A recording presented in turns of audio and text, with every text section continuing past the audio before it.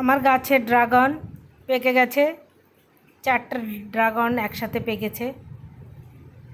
তো খুব ভালো লাগে নিজের গাছে এইভাবে কোনো ফল হলে।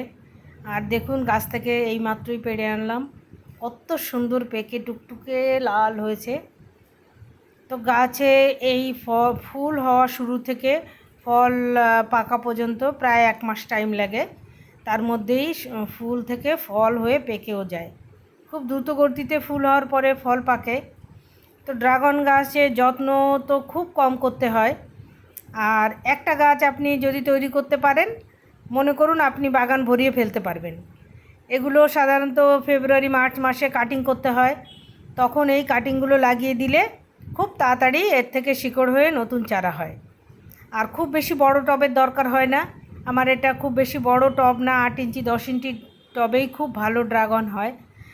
আর যত্ন তো নেই বললেই চলে। বললাম, যখন আমরা ডাল কাটি তখন একটু গোবর সার আর খোল একটু মিশিয়ে দিলে হয়। তারপর থেকে খোল জল দিলেই আর কিছু তেমন দেবার দরকার হয় না, তাতেই ভালোই ড্রাগন হয়। 2 থেকে 3 বার এই ড্রাগন হয়। এই যে একবার হয়ে গেল, আবার সামনে আবার ফুল এসে আবার ড্রাগন হবে। তো এরকম করে প্রায় এটা এপ্রিল মে মাস থেকে শুরু করে প্রায় পুজোর পর্যন্ত, অক্টোবর পর্যন্ত হতে থাকে।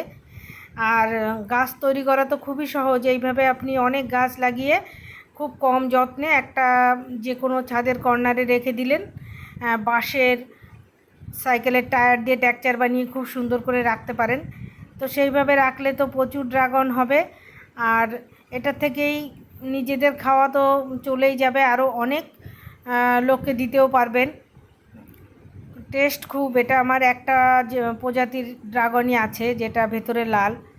আর একটা প্রজাতি ভাবছি লাগাবো, কিন্তু খুঁজে কোথাও পাচ্ছি না। তো খুব সুন্দর লাগে এরকমভাবে নিজের গাছে সুন্দর ফল হলে। এখন তো ড্রাগন প্রায় প্রত্যেকের বাড়িতেই আছে ড্রাগন গাছ। আর এটা খুব চলছেও। যারা ছোট ছোট আমরা বাগান করি তারা এটা খুবভাবে বাড়িতে সবারই করছে। তো এই যে দেখুন ড্রাগনটা কাটলাম, একটাই কেটেছি। আর খুব সুন্দর কেটে এটা এরকম আরামসে ছাড়িয়ে নেওয়া যায়। এটা আর খেতেও খুব মিষ্টি, যেহেতু গাছে থেকে পুরো পাকিয়ে আমি নামিয়েছি, যার জন্য খুব মিষ্টিও খেতে। তাহলে সবাই আমরা ড্রাগন গাছ লাগাতে পারি, আর একটা গাছ থেকেই প্রচুর বাগান তৈরি করতে পারি, কাউকে দিতেও পারি চারা। তো কেমন লাগলো ভিডিও? ভালো লাগলে লাইক করবেন, কমেন্টস করবেন, আমার চ্যানেলটা সাবস্ক্রাইব করবেন। নমস্কার।